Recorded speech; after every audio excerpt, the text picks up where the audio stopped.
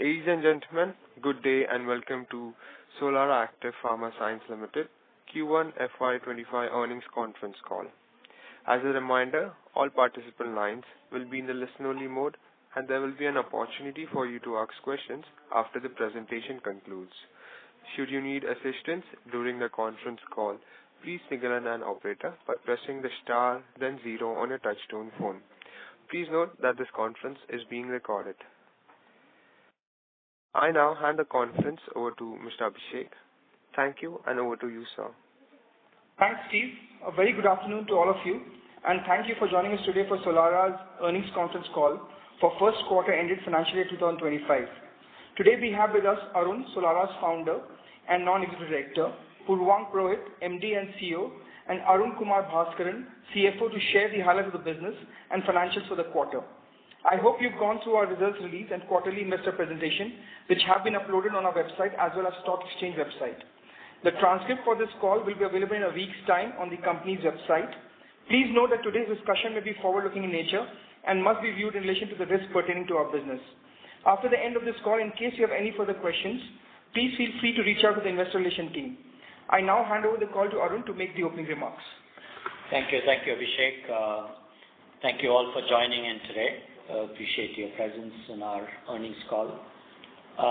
So just to give a quick recap, you will all appreciate that we, after a very difficult last financial year, we made significant changes in how we would operate Solara. And we announced in our Q4 and FY24 outcomes a reset policy focusing on growth, margin expansion, network optimization, and debt reduction. As we report our first quarter today, I'm actually very pleased that we are on the right direction. We have done significantly better than what we had hoped for internally.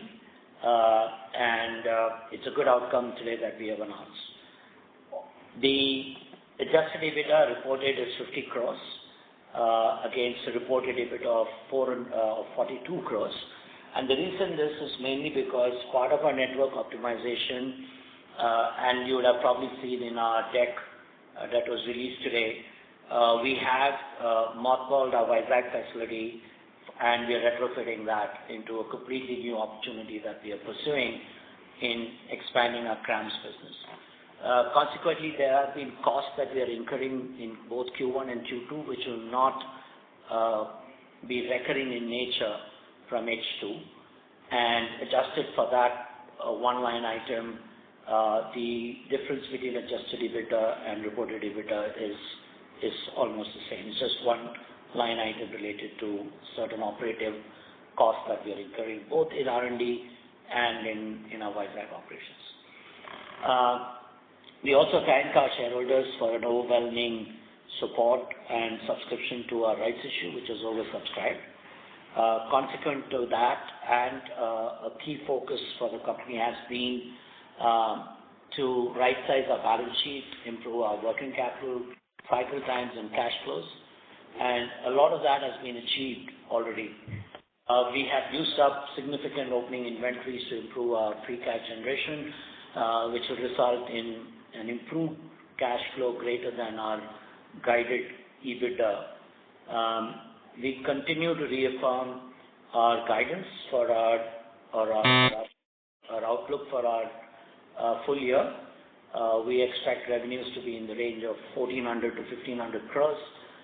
With our EBITDA in the range of 230 to 260 crores, and with an exit Q4 EBITDA expected to be in the 80 to 90 crore level, approximately 20 to 22%. Importantly, we reset our business to focus on our traditionally strong foothold of our regulated market, and I'm pleased to report that we are back to our 75% and above revenues coming from our regulated markets and a long-term contracts that we have with major customers worldwide. We've also aggressively invested in talent, and we are building out a new focused CRAMS business. We don't have much to talk about it today, but I'm sure over the quarters our CRAMS business will be magnified even better as we build those businesses. And Vizag is in the process of actually being retrofitted, not only to continue to make ibuprofen, but it will also be a flagship plant for our CRAMS operations as we are onboarding customers. We are seeing now with the renewed focus on our CRAMS operations, a significant number of RFPs that we have issued, and we hope that during the year we would have achieved success with some of these major programs. Important that in spite of low utilization and network capacity utilization in Vizag, we had a second 0483 outcome, kind of reinforcing the strong quality capabilities the group demonstrates, and we're very delighted with this outcome. So the other important factor for the quarter has been our reduction of debt. Apart from the rights money, significant free cash has been generated from various actions, and we have reduced debt by about 160 crores, almost 40 crores of that coming from free cash generation through the quarter.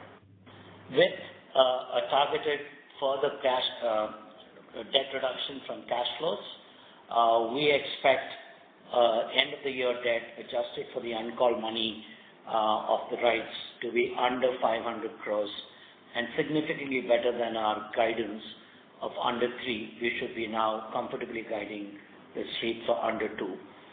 That's the level that we would be comfortable with, and then we will start investing in Vizag that will demonstrate growth. So things are going on track and as planned and as committed, and appreciate the hard work the team at Solara has done, the leadership and the larger team across the group, and we appreciate your patience as we bring this company back to its past glory.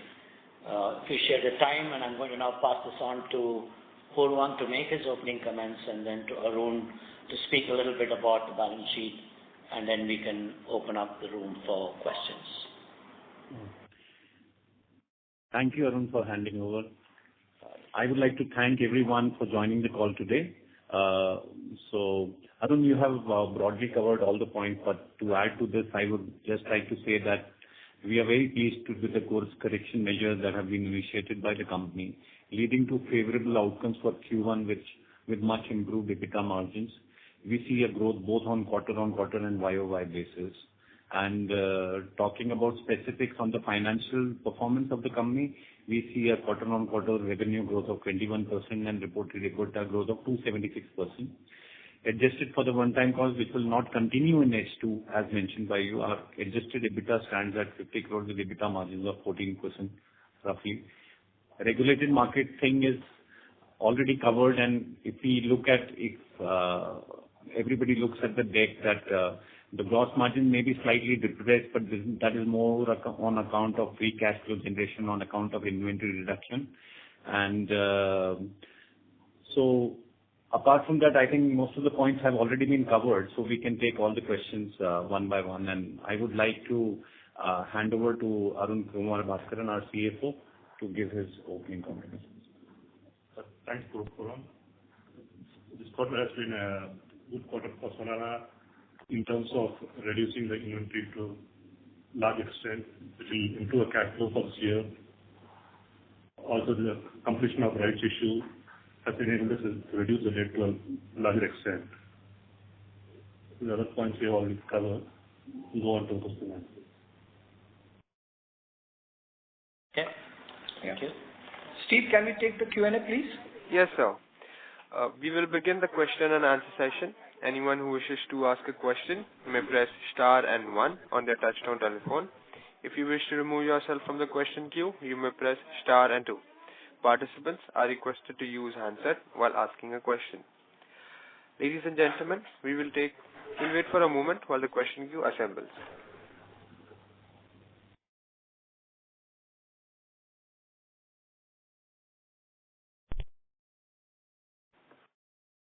The first question is from the line of Vishal Manachand from Systematix. Please go ahead. Thanks for the opportunity. Sir, I have a question on the Vizag facility. So two things. Wanted to understand whether it's currently a dedicated facility or a multi-purpose facility as of now. Currently, it's a multi-purpose facility. It will continue to remain a multi-purpose facility, but will get slightly retrofitted for large volume CRAMS production, and the smaller block will be converted into a high potent API manufacturing capability. What is the capex we'll need to incur for this? We don't have the exact numbers as the work is being conducted by consultants, so we will probably be able to update that in the next quarter, but we will not need to borrow any additional monies to achieve this. And we would still be at our debt target of 500 crores end of this year. Yes. Okay. So could you give a ballpark number as to some too early. Closer to 50 crores, 100 crores? Too early, Vishal. Sorry? It is too early. If we can give you more granularity in the next call. Okay. And what's the total investment as of now on the Vizag facility? It is about 600 crores. Okay. And once you kind of do the retrofitting, what is the peak sales you would expect from or the revenue potential basically from the facility once the retrofitting is done? Any timelines? When would that be done? Any sub-parts of our business, Vishal. We just communicated that we are building this facility more towards the CRAMS opportunities that we are currently bidding for, while it will continue to make ibuprofen as a second site. That's the only information I can provide at this time. Got it. Right. And yeah, that's all from my side. Thank you. Thank you. The next question is from the line of Tushar Mahanade from Motilal Oswal Financial Services. Please go ahead. Yeah, am I audible? Yes. Thanks for the opportunity, sir. Again on Vizag, so currently how much sales is there and will that get impacted when we are doing this retrofitting? There is zero sales. Okay. And sir, will this require re-inspection from USFDA since we are doing modification? No. It was recently inspected with a 0483. Got it. So secondly, on the gross margin front, if you could further elaborate in terms of what actually has happened to reduction and what should be the sustainable rate going forward. So FY24, the company had a 38% gross margin. We have brought that up to adjusted 48%. If you look at Q4, we brought it up to 48%. We also mentioned in the call that, as Purvam mentioned, that we had very significant inventory reduction strategy. Obviously, that inventory reduction strategy cost a dip in our gross margin, which is a one-off. And that's the inventories that we had is more or less now sold. But we wanted to be sure that rather than having inventory, we had improved cash flows.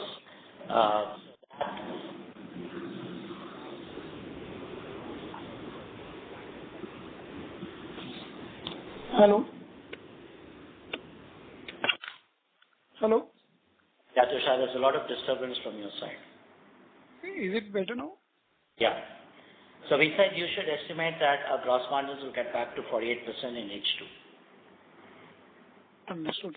And so at least on the overall API industry, there has been a lot of inventory build-up in the system, and which has been impacting the prices even now for almost last 12 to 15 months. So how is the scenario for the product, for the products and at least the major products and of Solara? Well, I think Tushar, we strongly believe this is behind us, and our actions that we took in the last quarter, where we wrote off inventory that we knew we will not sell or provided for. And this year we exited inventory which we knew are not strategic enough at lower margins, which has impacted the overall gross margin, but to a very large extent, this is no more a problem for Solara going forward. Got you, sir. That's it from me, sir. Thank you. Thank you. The next question is from the line of Jagadish Sharma, an individual investor. Please go ahead. Sir, hi sir. Thanks for the opportunity. I like to continue from the last participant question. We mentioned the gross margin will touch 48% in H2, right? When will the gross margin will get to the historical 51% as guided earlier?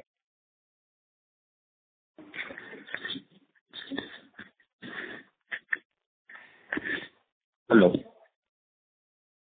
Yeah. So I think the 48, 50 or 51 is not a big difference in range. The company is currently focused on profitable growth. I don't see any challenges in us getting to that 48 to 50% in the second half for us to get to that 20 to 22% EBITDA that we have guided. Great, sir. My second question is, what is our revenue contribution from CRAMS currently? And we used to be at 5 to 10% of it. We used to do 5 to 10% of the revenue earlier. What is our targeted revenue from this division for the next 3 years? Well, at this time, we are still in the 5 to 8% range. But based on our confidence and the RFPs that we issued, we expect this to grow to about 10% in the next year. So it will grow faster than the other parts of the business. Great. Thanks, sir. All the best. Thank you. Thank you. The next question is from the line of Megha BD from Macquarie. Please go ahead. Hi. Thank you for taking my question. I have two questions regarding guidance. So first is we have already guided for around 20 to 22% EBITDA margin guidance for this year. How do we see beyond 2025 for next 3 years our profitability profile? And my second question is if you can share our top line growth outlook beyond FY25, that would be great. Thank you. Our guidance is basically we are coming back from a very difficult phase of our evolution, 30 years post-COVID. And when we guide our business to get to 20 to 22%, that is almost a historical high EBITDA Solara has ever achieved, even in the COVID years. So very close to that. So I think at this stage, we do not want to guide an outlook beyond what we have currently set. Our focus is to achieve that. And then we can talk about the next year when we announce our results in the year. Sure. Got it. Thank you. Thank you. The next question is from the line of Ankit Kulkarni from BPSPL Capital. Please go ahead. Yeah, good afternoon and thanks for the opportunity. So I had a couple of questions. Firstly, on the US Biosecure Act. So the US Biosecure Act aims to prohibit US federal executive agencies from sourcing equipment and services from Chinese manufacturing companies.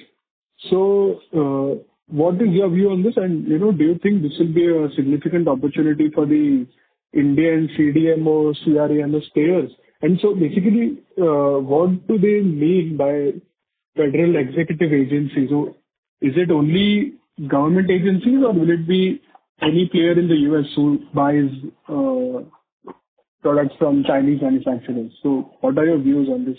As the law correctly calls itself the Biosecurity Act, this is only relevant to biologics and it is not so relevant to Solara. Okay, understood. And secondly, do you think sustained low crude prices can lead to improved margins going forward for us? So that's the goal at Solara. So yes, to that question, the answer is yes. Okay, all right. Thank you so much. Thank you. The next question is from the line of Sanjay Shah from KSA Securities Private Limited. Please go ahead. Good afternoon, sir. Thanks for opportunity. Appreciate the performance and improved balance sheet. Sir, my question was regarding our launch of API DMS commercialized. Can you highlight upon what is the market feedback about that? Purvan, do you want to take the question, please? API DMF. So you want to, can you repeat the question? API DMF about? Yeah, we have done a commercial launch, right, in last Q4. Yeah. So what's the feedback from the market and how optimistic are we about that product? No, so basically, when we talk about our commercial launches, so all the launches that we are doing, especially the Q4 and also the Q1 launches, so those are sustainable products, because if we are launching a particular product in the market, that is based on certain advantages that we have for a particular product, including the right pricing and including the right positioning that we have with particular set of customers. So that's the thing on the launch of the recent DMFs. So the question was more specific to understand the rationale of our optimism to grow from this level on top line as well as on margin side. So need to understand from you in detail about our opportunities and a pipeline of products. So Sanjay, this is not the forum to give you a detail about our pipeline, its granularity and the opportunities. We have given a guidance. Will we hit our guidance? Our focus is to do that, right? That requires a combination of cost optimization, growth, DMF relaunches, cost improvement programs. We can't give you the granularity that you're asking for. Unfortunately, I don't think any company does that, so neither can we. Fine, sir. Got it, sir. Thank you. Thank you very much. Thank you. The next question is from the line of Rohit from Samatva Investments. Please go ahead. Hi, sir. Good afternoon, and thank you for the opportunity. So just I have one question on ibuprofen. So, how have been the prices during the quarter? And over the last 12 to 15 months, there's been a lot of inventory globally. So, what's your take on the inventory situation, and how do you see it for the entire year going forward? So Rohit, by shutting down or mothballing Vizag for a short period of time, we have actually normalized or kind of equalized our demand and supply. So our Pondicherry facility, which can make approximately 5,000 tons, is now running fully occupied, and we do not carry any excess inventory on ibuprofen because we have a roster of customers which are predominantly been with us for 20 to 30 years, especially the brand owners. With most of them, we are the primary suppliers. To answer your specific point on pricing, the pricing has come down, but we do not operate in that market where there is intense competition.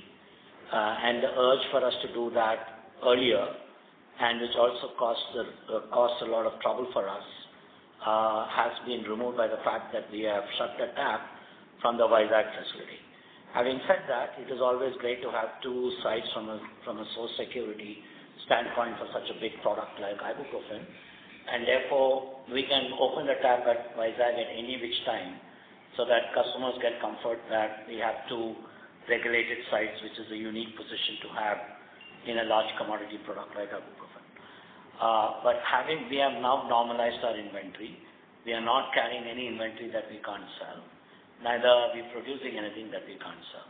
We've also moved a lot in securing new customers, new types of ibuprofen salts, and consequently we have a better realization per kilo, considering that some of the newer players have got more cutting-edge technologies and lower cost points than us.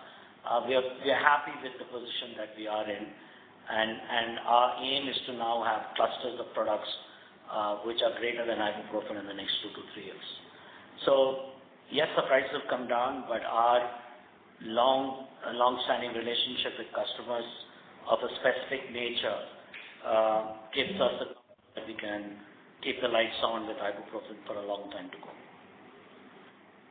Great. So just one additional question was that what will be the capacity at Vizag right now for ibuprofen? We have 3,000 tons, which can go up to 9,000 tons if you want to. So once you retrofit, maybe this might come down, the total capacity? No, we will still keep the 3,000 ton block for ibuprofen, which should suffice. Got it. Great, sir. Thank you so much and all the very best. Thank you. Thank you, Rohit. Thank you. The next question is from the line of Nitin Agarwal from DAM Capital. Please go ahead. Thanks for taking the question. Arun, on the CRAMS business, what is it that from a strategy perspective, are we looking for life cycle management products coming to in this business, or what kind of opportunities do we see here? So we have a little of all. So we have got some specific skill sets in chemistry where we are onboarding large companies in big pharma, especially in the polymer space. As you know, that we are a leading player, leading player amongst Indian companies, but that's a space which is predominantly dominated by European or Taiwanese companies. We expect to take larger shares in that space. We also are doing some early stage business. If I tell you that we have signed up some very beginnings of dipeptides, I don't want you or the street to get excited, but we have commenced some high potent early stage GLPs work. And I think in the next few quarters, we see that unfolding to more and more significant wins. And that is the reason why we are retrofitting Vizag in anticipation of that opportunity. Okay. And secondly, I know we're not getting into specifics of from a guidance perspective, but qualitatively, when you take a look at this business 2-3 years out, I guess in a couple of years, we should be done with sort of putting the business into a growth phase and taking care of the past issues. I mean, where do you see this business really ends up in next 3 to 5 years, on a qualitative manner? So I think the past issues are taken care of. The rights issue, of course, played a big role in it. I mean, the business is now, based on our guidance, going to be operating at under 1.5 times. So the balance sheet is very strong. Our free cash generation, like I said, will be greater than our guidance by at least about 100 crores. So that will further augment free cash. The key here is that how much of the new contracts that we have or the new RFPs that we have issued in terms of CRAMS will convert, which will give us more confidence to guide differently. This year is a year of stabilization. We want to achieve 1,400 to 1,500 crores. We want 80 to 90 crore exit run rate. We are guided for a 3 times debt to EBITDA. We now want to bring that down to 1.5. I think these are tall statements to make, and let's focus on this. If we get our business to that 22% exit run rate, I am very confident that we will have a lot of good things to speak to you in the next couple of quarters. Thank you so much. Thank you. Ladies and gentlemen, this was the last question for today's conference call. I would now like to hand the conference over to the management for closing comments. Thank you, everybody. Thank you for your time and really appreciate it. And if you have any questions, please do write to us or be in touch with Abhishek, who will be happy to set up meetings for you. Thank you and have a good day. Thank you. On behalf of Solara Active Pharma Sciences Limited, that concludes this conference. Thank you for joining us, and you may now disconnect your lines. Thank you.